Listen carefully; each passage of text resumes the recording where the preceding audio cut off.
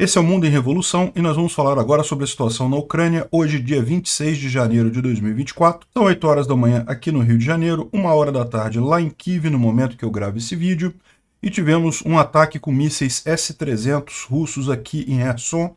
Infelizmente uma senhora ficou ferida, mas o pior nem foi isso, o pior é que um dos lugares que foi atacado foi um jardim da infância. Felizmente não tinha crianças ali no momento, mas olha a brutalidade dos russos atingindo aqui a cidade de Kherson, né? Por falar nessa cidade aqui também, a gente teve um pequeno avanço russo aqui em Krynk, mas os ucranianos ainda continuam dominando a maior parte da cidade, ou seja, depois de todas as tentativas russas de tentar avançar e tirar os ucranianos ali de Krynk, o que eles conseguiram tomar foi um quarteirão só da cidade, não faz nem diferença para os ucranianos aqui. A gente tem informação também de que lá em Avdiivka os ucranianos fizeram uma operação especial para atingir os soldados russos que mataram prisioneiros ucranianos. Há coisa de um mês atrás, aqui em Avdiivka, os ucranianos aqui em Stepov, eles estavam numa trincheira lutando com os russos, em determinado momento acabou a munição deles, eles não tiveram alternativa, tiveram que se render.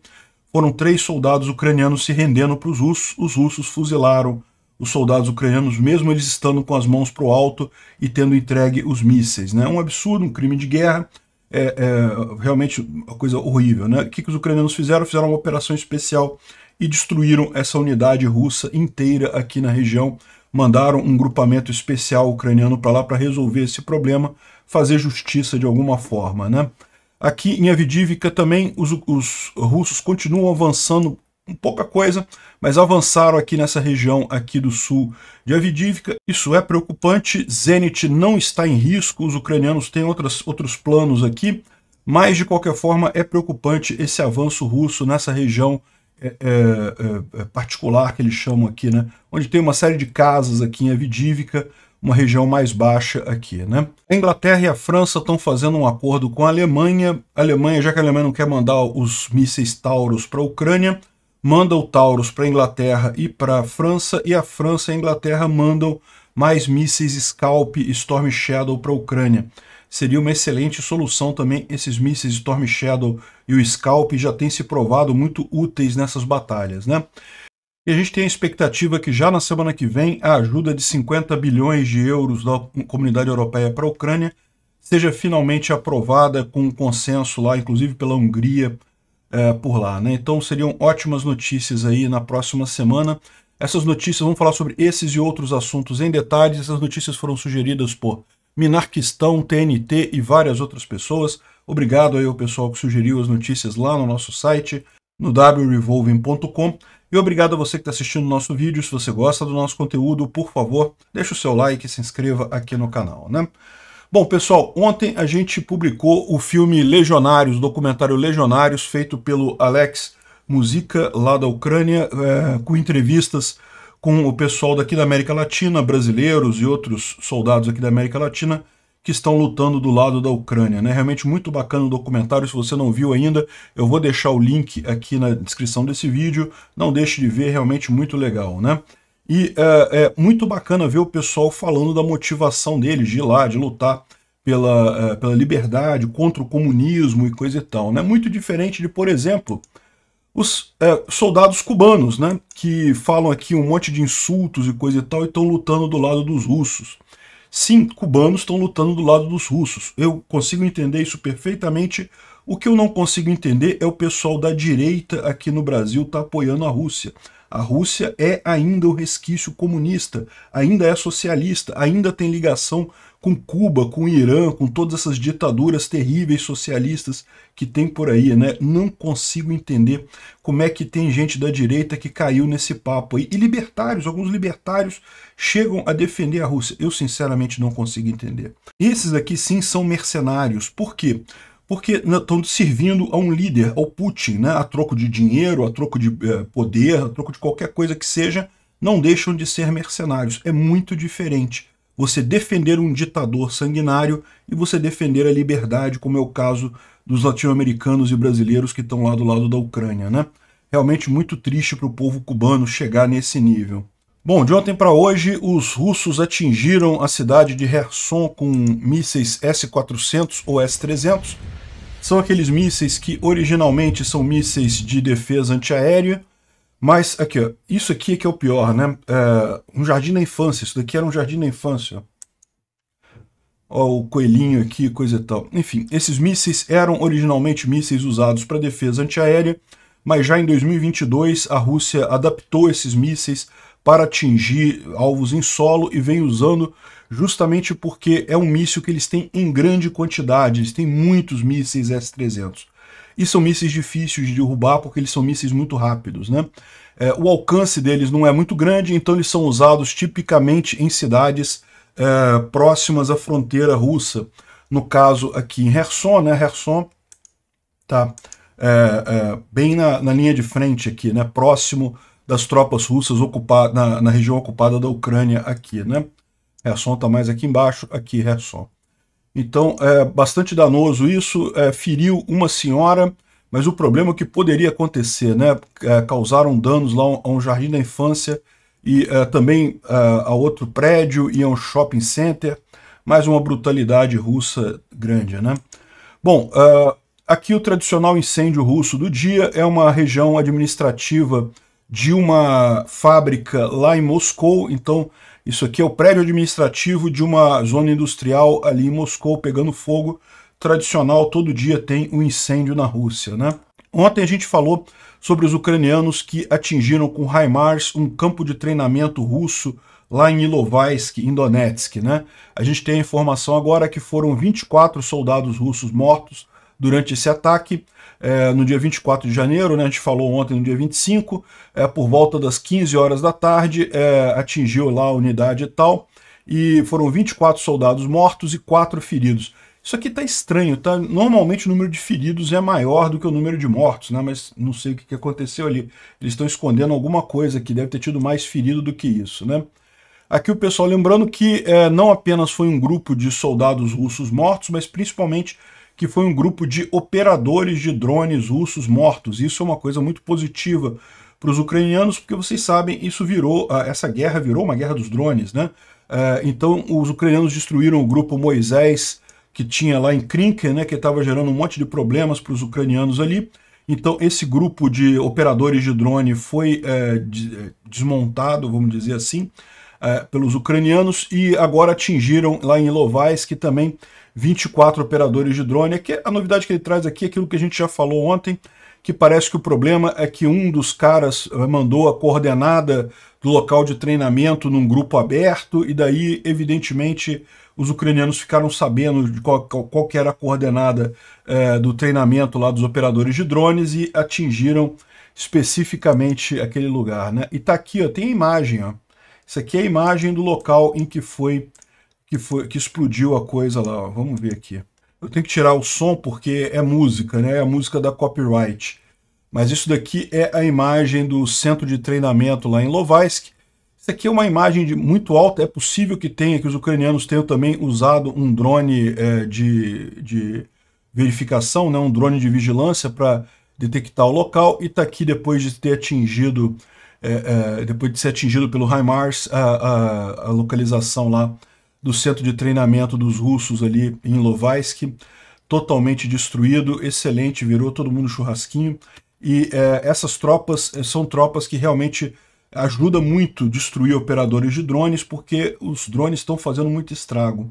Então, e é muito difícil você derrubar um drone na linha de frente, você impedir esse tipo de coisa, então você destruir os operadores de drone é uma excelente alternativa aqui, como foi feito, né?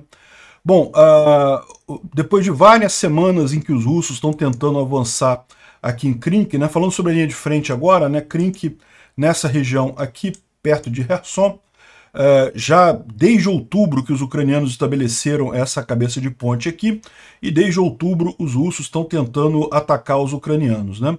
Mas nos últimos dias passou-se por um período muito difícil, como a gente falou aqui, havia dificuldade de atravessar o rio, de fazer rotação de tropas, isso já foi resolvido, mas havia um questionamento sobre, será que nesse meio tempo, né, nesses dias mais difíceis, os russos conseguiram avançar alguma coisa ali? E a resposta é conseguiram avançar alguns quarteirões aqui no centro de Krinky, mas os ucranianos ainda dominam a maior parte do centro da cidade e uma boa parte da floresta aqui, então não teve nenhum ganho estratégico russo nessa região aqui.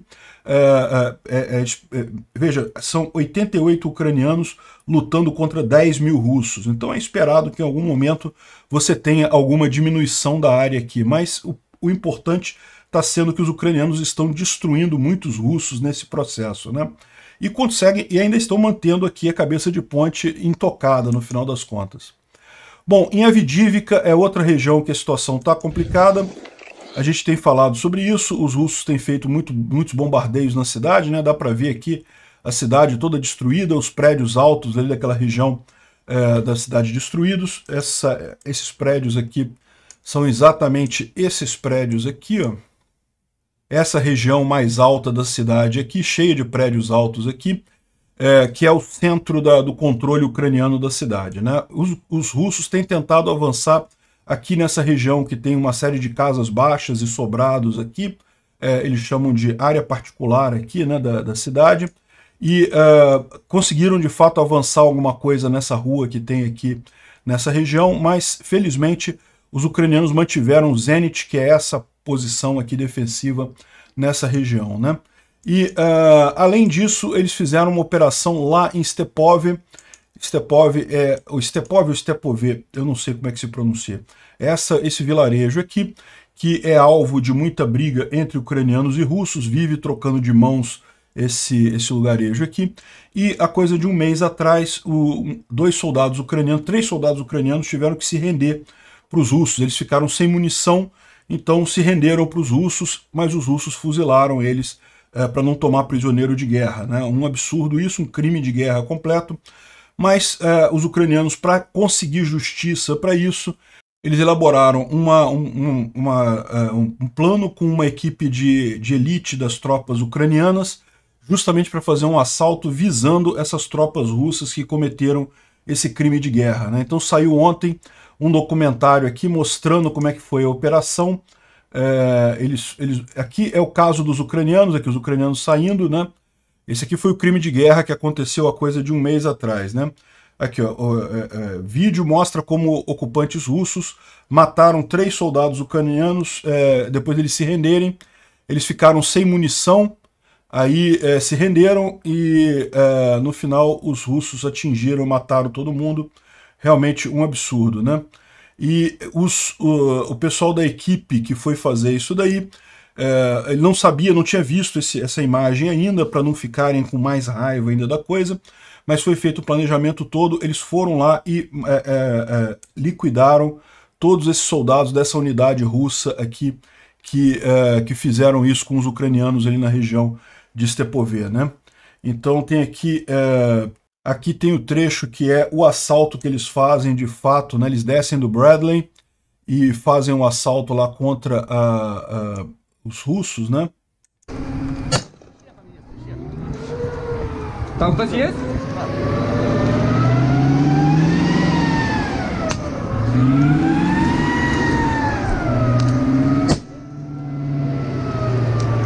Давай!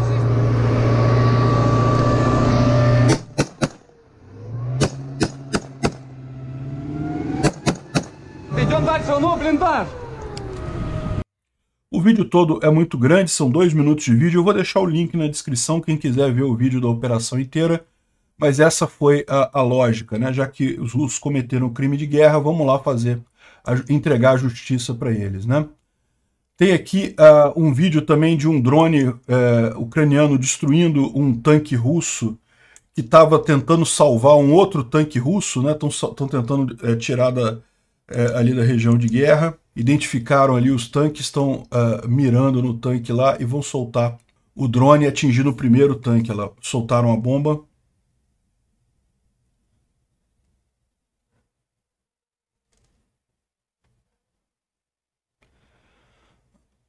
Eles continuam tentando tirar o tanque de lá, mas eles acabam atingindo mais adiante, ó.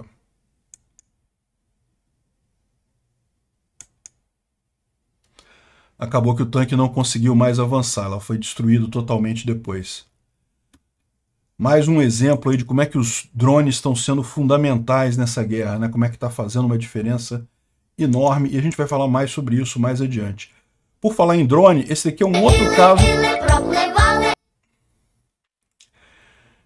Esse aqui é um outro caso de drone que está sendo usado também pelos ucranianos. Esse aqui é um drone terrestre, né? Uma espécie de... é um carrinho com uma grande quantidade de explosivos que é guiado remotamente. Que ele chega ali na base de uma ponte, e tem uma ponte pequena ali, ó. Aqui ele entra debaixo da ponte e explode a ponte completamente. Dá para ver ali ó, que a ponte ficou totalmente danificada, muito provavelmente não aguenta mais peso de nada, tentar passar qualquer coisa aqui em cima vai destruir a ponte, né? Então uma outra forma de drones que está sendo usada nessa guerra também, né? Bom, vamos falar aqui sobre as cartas do Polevolan. Aqui na região de Marinka e Novomihailivka não teve nenhuma grande mudança aqui. Os russos continuam tentando avançar, mas não teve nada aqui, nenhum avanço aqui, nenhuma mudança significativa, né? Aqui em Avdiivka, aquela região que a gente apontou, que é realmente preocupante aqui no sul de Avdiivka. Aqui tem mais detalhe esse ponto aqui, ó, os russos continuam avançando aqui no setor particular aqui da cidade. A situação é menos crítica do que se imaginava, os ucranianos têm conseguido impedir o abastecimento dessas tropas russas aqui, e com isso eles provavelmente não vão conseguir ir muito longe aqui, mas de qualquer forma não deixa de ser algo preocupante esse avanço russo nessa região aqui, né? As tropas russas aqui não são numerosas, são tropas pequenas.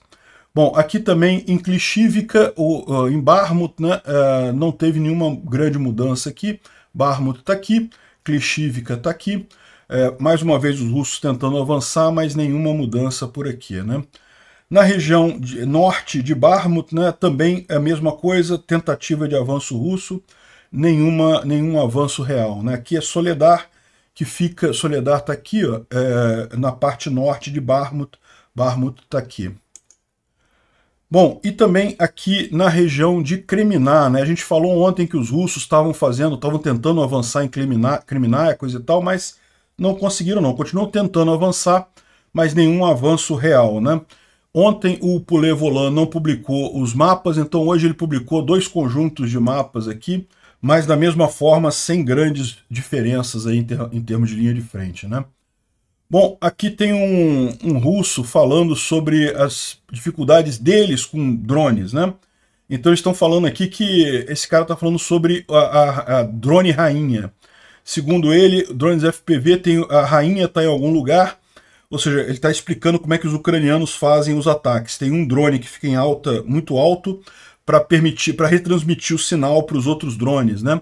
E aí tem um conjunto, um enxame de drones que vão atacando os alvos russos, guiados pelo drone rainha, né?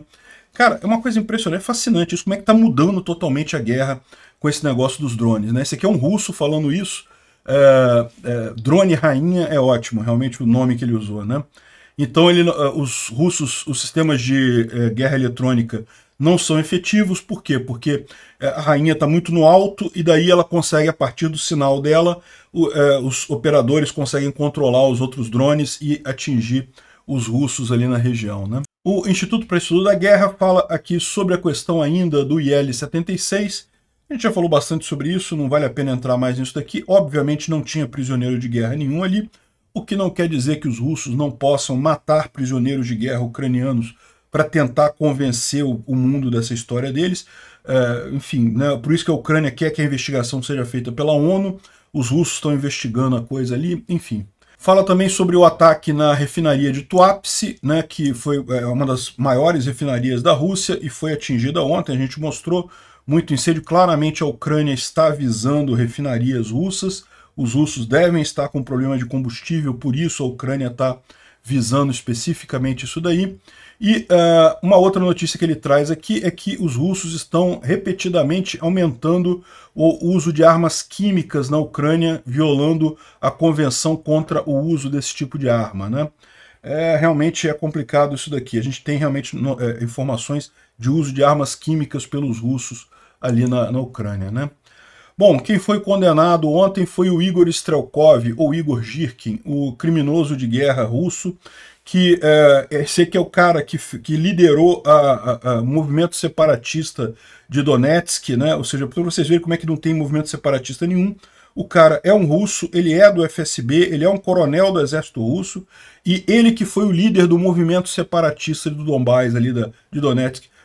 Ele não é ucraniano, ele é russo, não tem essa de movimento separatista, nunca teve, né? Foram russos infiltrados que fizeram aquilo ali, e recentemente ele criticou o Putin, né? Não entenda mal, tá? Ele criticou o Putin porque ele queria que o Putin fosse ainda mais violento com a Ucrânia, né? Usasse ainda mais armas e coisa e tal. Enfim, e ele queria se candidatar à presidência da Rússia, né? Aí o Putin prendeu ele, né? Como é tradicional nesses países, nessas repúblicas de banana ditatoriais, Rússia, Brasil, e Venezuela, Nicarágua, né? Quando tem um opositor, o pessoal manda prender o opositor, manda tornar ele inelegível, esse tipo de coisa, tradicional em repúblicas ditatoriais, né? Então prenderam o cara aqui, proibiram ele de concorrer, e agora ele foi condenado a 4 anos na prisão por extremismo, né? E aí o pessoal tá achando aqui muito curioso isso. Será que ele vai ser enviado para a linha de frente como parte de uma unidade penal, né? Porque lá na Rússia tem isso, né? Você pode pegar os prisioneiros lá, eles têm a opção de se tornar soldados nesses chamados Storm Z, unidades penais, né? E esse pessoal é mandado para a linha de frente em moedores de carne, ou seja, em lugares que a chance de morrer é enorme. Quem sabe ele não topa um negócio desse, né? Vai ser lindo ver ele morrendo justamente ali em Donetsk, o lugar que ele ajudou a criar a confusão toda, né? E além disso, foi ele que derrubou o MH17, né? Aquele avião que saiu de Amsterdã para Kuala Lumpur. Ele era o líder das forças rebeldes ali em Donetsk, tinha acabado de receber um sistema de defesa antiaérea da Rússia. Olha que coisa, né? Aí foi usar, acabou derrubando um avião civil, matando mais de 300 pessoas ali em cima da região ocupada de Donetsk, né? O Anton Gerashenko está mostrando aqui o problema dos russos com as refinarias, né? Claramente os ucranianos estão visando refinarias e depósitos de petróleo russos porque sabem que os russos estão com dificuldades, né? As refinarias já estão com problemas porque não conseguem peças de reposição devido às sanções, e aí atingir onde dói mais o inimigo, né? É normal. A refinarias e produção de petróleo é um alvo de guerra legítimo. Então ele fez aqui uma recapitulação do início do ano, o que os ucranianos já atingiram lá na Rússia, e aí teve uma explosão de um vagão lá na região de Sverdlovsk no dia 8 de janeiro, depois no dia 9, um drone atingiu um depósito de óleo na região de Oriol, depois no dia 18, foram identificados restos de um drone lá na região num terminal lá de São Petersburgo. Isso daqui não foi um ataque, aparentemente esse drone foi só para identificar os pontos sensíveis ali da refinaria. Depois teve também um incêndio no depósito de óleo em Klinsk, na região de Briansk, no dia 19. No dia 21, esse drone aqui do dia 18, que foi só vigiar a refinaria pelo alto, efetivamente aí teve o ataque no porto de Ust-Luga, que é um grande ataque ali, né, que acabou destruindo lá o terminal, tá fora do ar até agora. E agora, a gente falou sobre isso ontem, né, na verdade isso aconteceu anteontem, no dia 24, um drone atingiu a refinaria de Tuapse, também causou um problema bastante sério aqui, né. Veja, numa situação normal, você atacar essas refinarias é muito pouco producente, porque isso dá para reparar, entendeu? Isso daqui, as refinarias têm sistemas de segurança, depois tem esse incêndio grande aqui, mas depois disso você consegue trocar as peças e botar a refinaria para funcionar de novo. Então não é alguma coisa que cause um problema por muito tempo. A questão toda os ucranianos sabem que os russos estão com problema nisso daí, já não estão conseguindo produzir petróleo ou combustível na quantidade que precisam, né? E aí fazem esses ataques que realmente aí acabam doendo bastante para os russos, né? O David D, ele finalmente concordou com o pessoal aqui que foi mesmo um sistema Patriot que derrubou os aviões aqui, o A-50 e o Il-22 aqui no Mar de Azov, e provavelmente também o Il-76 aqui na região de Belgorod, né? Ele está falando aqui porque o David D é um veterano lá dos Estados Unidos, né? Ele foi operador de Patriot. Ele já operou um Patriot quando ele era da ativa, né? Hoje em dia ele já está na reserva. E aí ele falou que ele estava insistindo que não pode ser o Patriot, os ucranianos estão usando outra coisa e tal. Mas agora ele chegou à conclusão de que sim. Por quê? Porque ele viu o Patriot alemão que foi para a Ucrânia. Ele tem algumas diferenças em relação ao Patriot americano, né? E daí, provavelmente, os ucranianos usaram isso justamente para, junto com um radar de S-300, fazer esse ataque aqui contra o A-50, né? E ele fala que isso aqui é o uso mais audacioso que ele já viu de um sistema de longo alcance, né? Isso vai contra tudo que é ensinado na escola sobre o uso de Patriot, coisa e tal, e funcionou aqui, ó. Isso vai contra todos os livros que são escritos sobre disposição de sistemas de defesa antiaéreo, e está funcionando, né? Ou seja, realmente fantástico o que os ucranianos fizeram aqui, né? Aí o pessoal estava dizendo, lembra daquela época que o pessoal falava que o sistema Patriot era muito sofisticado para os ucranianos entenderem e começarem a usar em pouco tempo e coisa e tal, né? E aí, lembrando que falaram a mesma coisa do M1, do Bradley, dos ATACMS e coisa e tal, né? No final das contas, os ucranianos dominaram o negócio, estão sabendo usar melhor que os americanos agora que fabricaram o sistema, né? O Tatarigami fala aqui sobre as rotas entre a Rússia e a Coreia do Norte para entrega de munição, né? Tem aqui um grande conjunto de rotas que são usadas, eles usam porto entre a Coreia do Norte e Dunai aqui na Rússia, e a partir daqui vem por trem para a linha de frente, né? Ele está trazendo aqui um monte de informações sobre como é que são usados esses depósitos, por onde que passa a coisa. É lógico, por enquanto, é coleta de informação que ele está mostrando aqui, e certamente são informações que já são mais públicas, né? O Tatarigami é um soldado do exército ucraniano, né? Então, certamente, se ele está sabendo disso aqui, o exército ucraniano sabe também, e muito provavelmente já estão agindo para dar um jeito nesse transporte de cargas da Coreia do Norte para lá, né? Bom, essa thread aqui eu achei ela bem interessante, porque esse cara aqui ele é um especialista em segurança da Rússia e coisa e tal, e ele faz aqui o que ele acha que vai ser a estratégia russa em 2024, né? E ele fala aqui que basicamente o principal esforço vai continuar sendo ali na região do Donbás, e tentar consolidar a ocupação dos locais que os russos já ocupam ali na Ucrânia, né?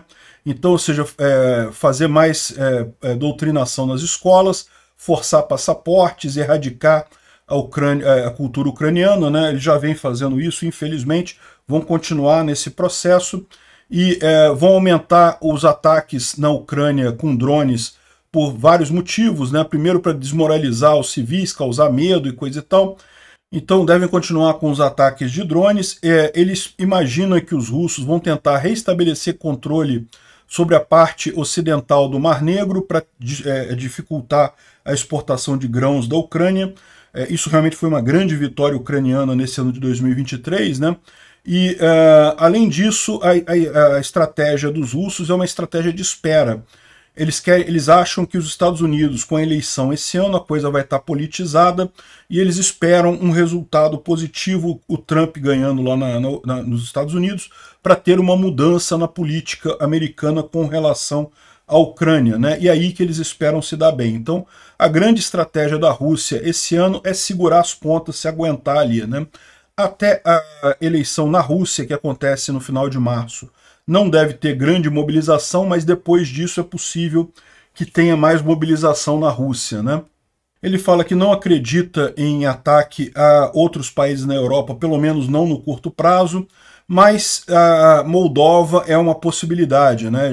A Moldova tem eleição também esse ano, e eles imaginam que a Rússia está preparando para interferir nas eleições da Moldova para colocar presidente favorável à Rússia por lá, né?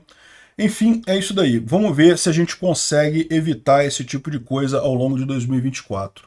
Bom, e a guerra dos drones ainda tem mais algumas ajudas chegando, né? Lá na Austrália eles têm o sistema Slinger, que é um sistema para derrubar drones, né? Que segundo eles é muito barato e muito eficiente. Para a Ucrânia seria o ideal isso, né? O importante é barato, né? Essa é a chave da guerra dos drones, porque não se trata mais de você ter um equipamento muito caro, esse equipamento caro pode ser destruído por um drone. Então você tem que ter um equipamento barato para derrubar drones, né? Então esse equipamento australiano está indo já para a Ucrânia para apoiar o esforço ucraniano lá. Vamos ver se realmente isso ajuda, né? Aqui, ó. É tudo sobre o custo, né? Esse é o grande problema desse tipo de guerra. Você não pode usar... Um Patriot, por exemplo, conseguiria derrubar esses drones com muita facilidade. Mas daí tu tá usando um míssil de 4 milhões de dólares para derrubar um drone de 10 mil dólares. Você morre economicamente se você fizer isso, né? Porque os drones são baratinhos. O cara consegue colocar um monte deles, enfim.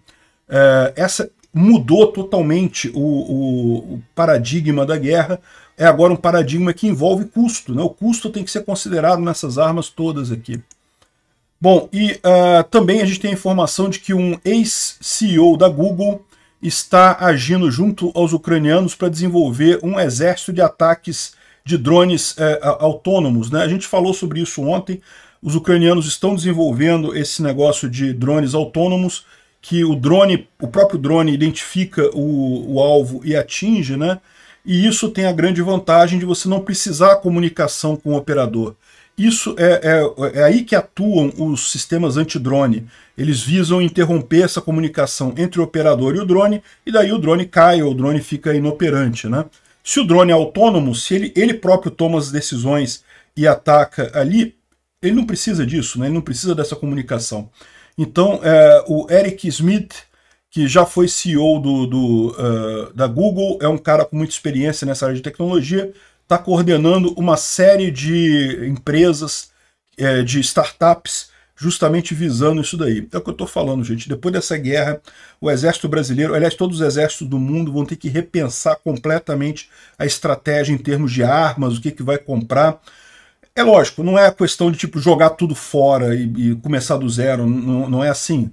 Tanques, metralhadoras, mísseis continuam sendo importantes, mas é fundamental agora direcionar, pivotar na direção de drones, porque realmente está mudando tudo, e o pior, é uma mudança tão rápida que quando terminar essa guerra a gente vai estar num lugar totalmente diferente do que a gente está hoje, né?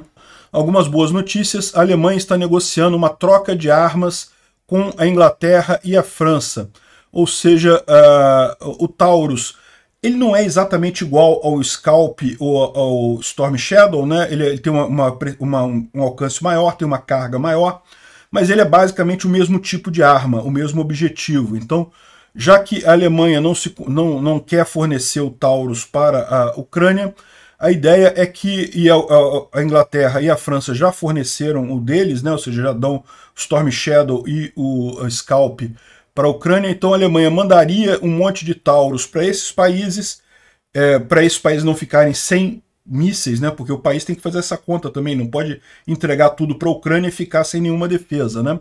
Então mandaria isso para esses países, e esses países mandariam mais Scalp e mais Storm Shadow lá para a Ucrânia. É uma boa notícia, né? Além disso, teve mais um pacote aqui de ajuda para a Ucrânia a partir da Alemanha, mais sistemas de defesa antiaéreo Iris-T, Gepard, que é aquele sistema para derrubar drones. É curioso isso, né? O Gepard era uma arma que o exército alemão estava tirando fora porque nem fazia mais sentido na guerra atual. Descobriram que é uma arma ótima para derrubar drones, porque é basicamente uma metralhadora automatizada, né? E daí, para drones é excelente, né? É barato o custo do cartucho. O grande dilema do drone é esse: você tem que contrabalançar o drone com alguma coisa que seja tão barata quanto o drone, ou até mais barato, porque senão fica caro demais no final das contas. Enfim, o Gepard, vai vir mais Gepard para a Ucrânia, ótima notícia. Mais sistemas de artilharia, 230 mil munições. Olha que coisa importante isso daqui. A Ucrânia está precisando realmente de muito cartucho de munição para sistemas de artilharia, né?